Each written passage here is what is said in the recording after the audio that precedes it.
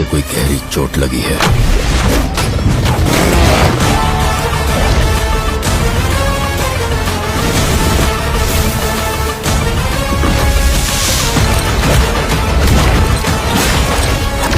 পুষ্পা ২ ছবিতে অভিনেতা অল্লু অর্জুনের ছবি তৈরিতে খরচ ৫০০ কোটি টাকা, মুক্তির আগে আয় ১,০০০ কোটি টাকা।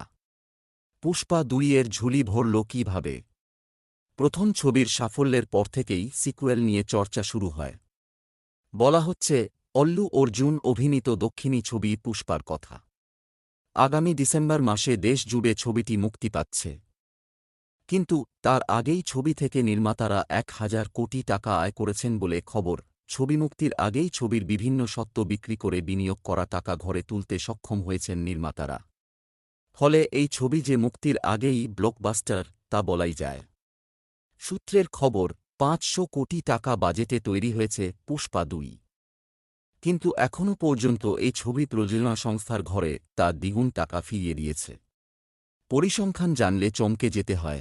একটি সমীক্ষায় দাবি করা হয়েছে, প্রেক্ষাগৃহে বিভিন্ন ভাষায় পুষ্পা ২ প্রদর্শনের স্বত্ব নির্মাতারা ৬৬০ কোটি টাকায় বিক্রি করেছেন।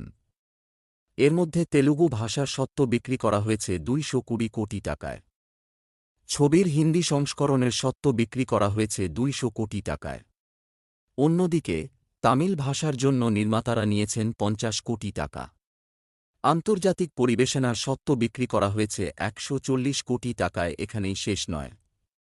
শোনা যাচ্ছে এই ছবির ওটিটি, স্যাটেলাইট এবং সঙ্গীতের স্বত্ব বিক্রি হয়েছে মোট ৪২৫ কোটি টাকায়। একটি ওটিটি মাধ্যম ছবিটি ২৭৫ কোটি টাকায় কিনেছে।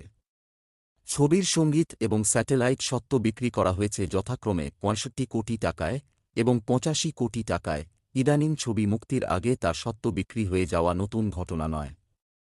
তবে দাবি করা হচ্ছে, এখনও পর্যন্ত মুক্তির আগে কোনো ভারতীয় ছবি পুষ্পা ২ এর মতো ব্যবসা করতে পারেনি।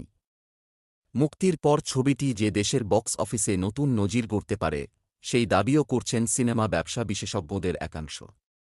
শেষ পর্যন্ত ছবির ব্যবসার পরিমাণ কী হয়, সেদিকে নজর থাকবে।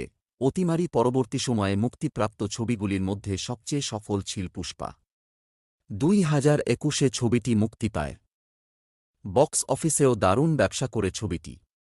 পুষ্পা ২ এর চলতি বছরের স্বাধীনতা দিবসে মুক্তি পাওয়ার কথা ছিল। কিন্তু ভিএফএক্সের কাজ শেষ না হওয়ায় নির্মাতারা ছবির মুক্তি পিছিয়ে ডিসেম্বরে চূড়ান্ত করেন।